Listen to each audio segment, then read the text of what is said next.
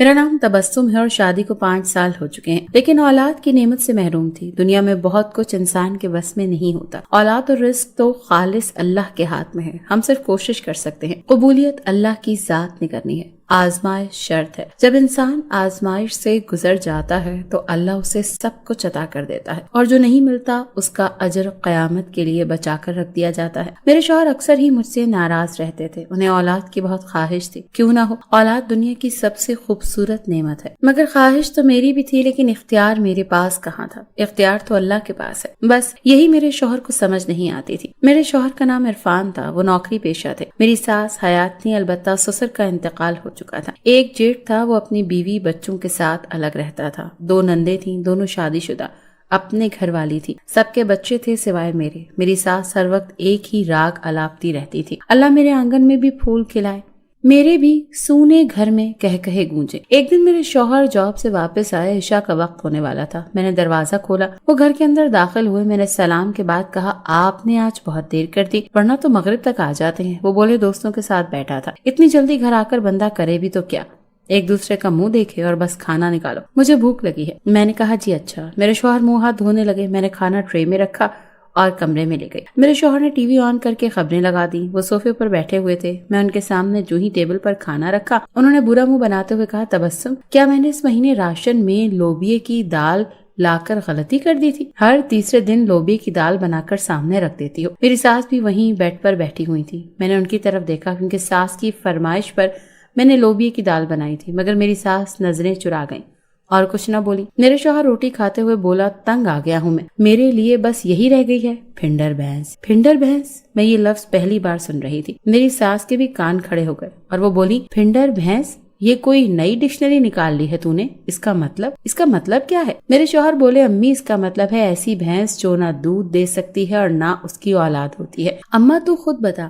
یہ سب سچ ہے، غلط تو نہیں کہا میں نے؟ ساس نے میری طرف دیکھا اور پھر سے نظریں چرا گئی، لیکن مجھے اتنا دکھ ہوا، میں اسی وقت اپنے کمرے میں چلی آئی اور بہت روئی۔ میرے شوہر کا رویہ دن بدن میرے ساتھ بگڑتا جا رہا تھا۔ پھنڈر بھینس سن کر میرے دل پر نشتر چلتے تھے۔ پھر ایسا اکثر ہی ہونے لگا، بات لڑائی جھگڑے تک پہنچ گئی۔ میں نے بھی ہار نہ مانی اور شوہر سے کہنے لگی، بچوں کا شوق ہے تو آپ کو خود کا بھی چیک اپ کرانا چاہیے۔ میں تو متعدد بار چیک اپ کرا آئی ہوں، مجھے تو ڈاکٹر نے ایک ہی جواب دیتے ہیں کہ سب کچھ ٹھیک ہے، اللہ کی طرف سے دیر ہے۔ لیکن میری ساس فوراً جواب دیتی ہے، اے لڑکی، تیرا دماغ خراب ہو گیا ہے کیا؟ الحمدللہ میرے سب بچوں کی گود بھری ہوئی ہے، میرا بیٹا بالکل ٹھیک ہے۔ خبردار جو اس پر انگلی اٹھائی، تجھے اپنے علاج کی ضرورت ہے، میرے تو گھر کا سکون برباد ہو گیا۔ مجھے کیا علم تھا کہ تیرے پاؤں میرے گھر کے لیے اتنے بھاری ثابت ہوں گے۔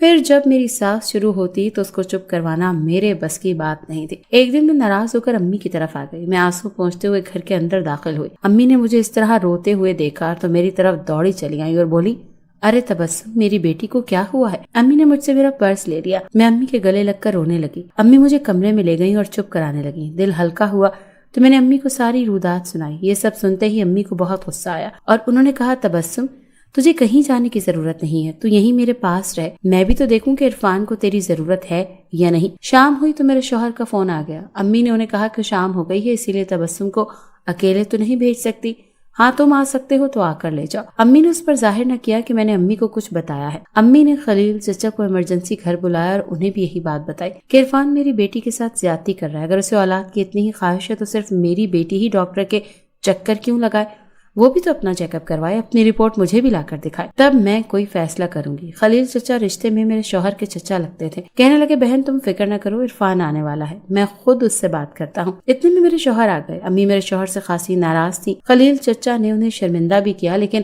ساتھ سمجھایا، چونکہ غلطی ان کی تھی، لہٰذا وہ خاموشی سے سر جھکا کر سنتے رہے۔ آخر معاملہ رفع دفع ہوا اور میرے شوہر مجھے لے کر گھر آ گئے، مگر گھر آتے ہی میرے شوہر پھٹ پڑے۔ وہ مجھے کمرے میں لے آئے اور 2 تھپڑ مارتے ہوئے بولے، تبسم، مجھے تم سے یہ امید نہیں تھی۔ میری ساس کمرے میں چلی آئی اور بولی، کیا ہوا بیٹا، کیا بات ہے؟ میرے شوہر بولے، امی، آج اس نے مجھے اپنی ماں اور خلیل چچا کے سامنے 2 کوڑی کا کر دیا۔ پھنڈر بھینس۔ میرے شوہر نے نفرت سے میری طرف دیکھا اور کمرے سے چلے گئے۔ اس کے بعد میری ساس میرے پاس آئی اور بولی، تبسم، میرا بیٹا کیا کہہ رہا ہے؟ ہاں؟ میں اپنے گال پر ہاتھ رکھ کر کھڑی سہلا رہی تھی۔ میری ساس نے بھی کوئی کسر نہ چھوڑی، کوہنی مار کر مجھے بستر پر دھکا دیا اور نہ جانے کیا کیا کہتی کمرے سے چلی گئی۔ اگلی صبح محلے کی پڑوسن خالہ کسی کام سے گھر آئی۔ میں نے مشین لگائی ہوئی تھی اور میں کپڑے دھو رہی تھی، میں کام بھی کر رہی تھی और मेरी आंखों से टप टप आंसू बह रहे थे। खाला ने मेरे गिरते आंसू देखे। जहाँ दीदा औरत थी समझ गई मगर कुछ कहा नहीं। मेरी सास बरामदे में ही चारपाई पर बैठी हुई थी। खाला को देखते ही जोर से बोली, माशाअल्लाह, बड़े दिन बाद आई हो सकीना, मेरे पास बैठो। घर में क्या चल रहा है? तुमने तो चक्कर लगाना ही छोड़ दिया।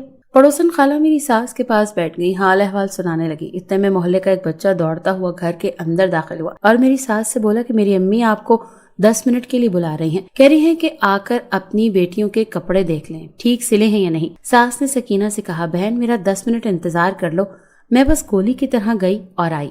सास के जाते ही सकीना खाला ने मुझे बुलाया, तबस्सुम यहाँ आओ, मेरे पास बैठो। मैंने आंसू पोंछे और उनके सामने जाकर बैठ गई। सकीना खाला बोली, क्या बात है बेटा, इस तरह क्यों रो रही हो? बस मोहब्बत भरे 2 बोल सुनने थे कि ज़ब्त का बंधन टूट गया। मुझे भी दिल हल्का करने को कोई चाहिए था। मैं सिसक सिसक कर रोने लगी। खाला सकीना मुझे चुप करवाते हुए बोली, बात तो बताओ, शायद मैं कोई अच्छा मशवरा दे सकूं। मैंने रोते हुए मुख्तसर तमाम रुदात सुना दी। खाला सकी ने कहा कि तबस्सुम बेटा, तुम्हारी सास को मैं बहुत अच्छी तरह से जानती हूँ। उम्र गुजर गई इस मोहल्ले में रहते हुए, वो हमेशा से ही ऐसी है। मगर मेरी एक बात याद रखना बेटा, मर्द का सब्र औरत की तरह नहीं होता और ना ही वो अपनी अना किसी के आगे झुकने देता है। औरत तो रिश्ते बचाने के लिए अपनी अना भी अपनों के कदमों में डाल देती है। इसीलिए ऐसे ना कर बेटा, इससे नुकसान तेरी ज़ात को होगा। मोहब्बत और एतमाद से अपने शौहर को अपनी बात पर लेकर आ, वरना ऐसा ना हो कि तेरा घर भी टूट जाए और उसका इल्जाम भी तेरे सर आ जाए। हर चीज का इल्जाम तू अपने सर क्यों लेती है? ये कहकर सकीना खाला ने मेरे सर पर हाथ रखा और बोली, चल शाबाश, आंसू पोंछ ले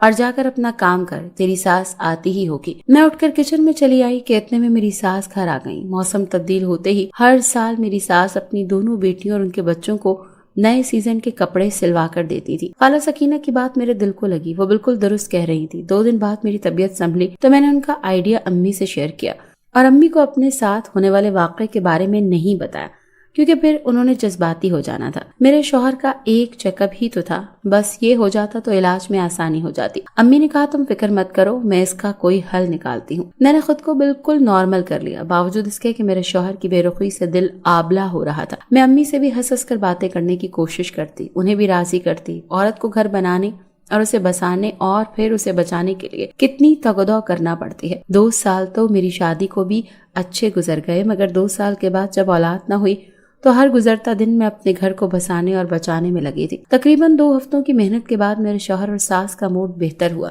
और घर का माहौल नॉर्मल हो गया। एक दिन मेरे शौहर शाम के बाद घर आए। मैंने उनके सामने खाना रखा। वो खाना खाते हुए कहने लगे, तबस्सुम, तुम्हारी अम्मी की तबीयत ठीक है? मैंने आज उन्हें डॉक्टर रियाज के क्लिनिक से निकलते देखा है। मैंने कहा, मुझे नहीं मालूम, मेरी तो अम्मी के साथ पिछले 3 दिन से बात भी नहीं हुई और ना ही अम्मी ने मुझे कुछ बताया है। वो बोले, अच्छा तो फिर तुम उन्हें फोन करके उनकी खैरियत पूछ लेना।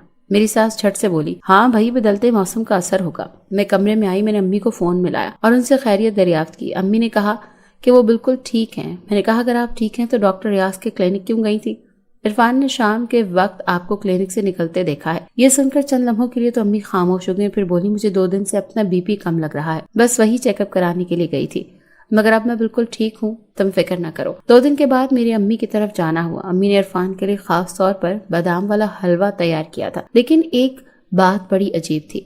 अम्मी ने मुझे 2 डब्बे दिए, एक में इरफान के लिए हलवा था और दूसरे डब्बे में मेरी सास के लिए हलवा था। अम्मी ने खास ताकीद की थी कि इरफान के डब्बे से हलवा ना खुद खाना और ना ही अपनी सास को खिलाना, और ये बात किसी को नहीं बताना। मैं अम्मी की इस बात पर हैरत ज़दा थी। मैं अम्मी से वजह पूछती रही, मगर वो सिवाय इसके और कुछ न बोली कि इरफान के हलवे में बादाम और शुगर दोनों ज्यादा हैं, क्योंकि बादाम तेज मीठा इरफान को पसंद है। मगर मेरी फिर भी तसल्ली ना हुई, क्योंकि इस डब्बे से हलवा ना खाने की क्या मंतक थी। तो अम्मी ने बड़े ही प्यार से कहा, तबस्सुम बेटा, वालिदैन के साथ बहस नहीं करते, वो जो कहते हैं चुप करके मान लेते हैं। खैर, मैं घर आ गई। जैसा अम्मी ने समझाया था मैंने उसी तरह हलवे में मेरे शौहर और मेरी सास को दिया। मेरी अम्मी बादाम वाला हलवा बहुत अच्छा बनाती थी। अम्मी के हाथ का बना हुआ बादाम वाला हलवा मेरी सास और शौहर दोनों को बहुत पसंद था। मेरे शौहर ने हलवा खाया और बोले, भाई तबस्सुम, हलवा तो तुम भी बनाती हो, मगर जो जायका आंटी के हाथ में है वो तुम्हारे हाथ में नहीं है। 2 दिन बाद मेरे शौहर की तबीयत डाउन रहने लगी। वो मामूल से ज्यादा सो रहे थे। आखिर उनकी तबीयत ना संभली तो वो डॉक्टर रियाज के पास चेकअप के लिए चले गए। डॉक्टर रियाज हमारे फैमिली डॉक्टर थे। मैंने अम्मी को फोन किया और इरफान की तबीयत के बारे में बताया, क्योंकि जिस राजदारी से अम्मी ने मुझे इरफान का हलवा खिलाने का कहा था, तो मेरा दिल भी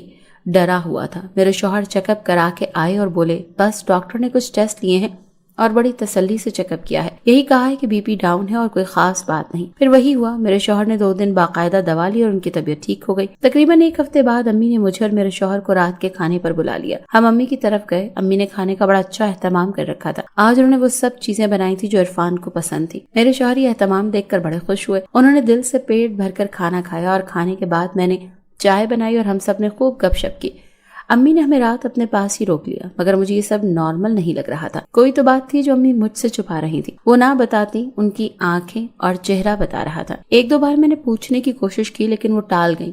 رات کے 11 بج گئے، مجھے نیند آنے لگی اور میں کمرے میں سونے کے لیے چلی گئی۔ آنکھیں بوجھل ہو رہی تھی۔ 15 منٹ تک تو میں یوں ہی کروٹ بدلتی رہی، جس کے بعد مجھے پیاس محسوس ہوئی۔ میں اٹھی اور کچن کی طرف پانی پینے کے لیے چل پڑی۔ میں نے سنا امی کے کمرے سے باتوں کی آوازیں آ رہی تھی۔ کمرے کی لائٹ آف تھی، 0 کا بلب جل رہا تھا۔ کمرے سے آتی آوازیں سن کر میں ٹھٹک کر رک گئی اور دروازے سے کان لگا کر سننے لگی۔ میرے شوہر نے کہا، مگر آنٹی، امی نے ان کی بات کاٹتے ہوئے کہا، اگر مگر کچھ نہیں، جو میں نے کہنا تھا کہہ دیا۔ میں تبسم کے سامنے تمہیں شرمندہ کرنا نہیں چاہتی تھی، لیکن مجھے افسوس ہے کہ تم نے ہمیشہ میری بیٹی کو دوسروں کے سامنے شرمندہ کیا۔ کیا تمہیں تبسم کی اتنی سی بات سمجھ میں نہیں آ رہی تھی کہ ایک بار تم بھی اپنا چیک اپ کرا لیتے تو کون سی قیامت آ جانی تھی؟ فائل تمہارے سامنے پڑی ہے، کسی بھی اچھے سے اچھے ڈاکٹر کو اپنی رپورٹ چیک کروا لو اور خود بھی اپنے ٹیسٹ کروا لو، مگر جب تک تم یہ نہیں کراتے تبسم کہیں نہیں جائے گی، کیونکہ اب میں اپنی بیٹی کی زندگی مزید خراب نہیں کر سکتی۔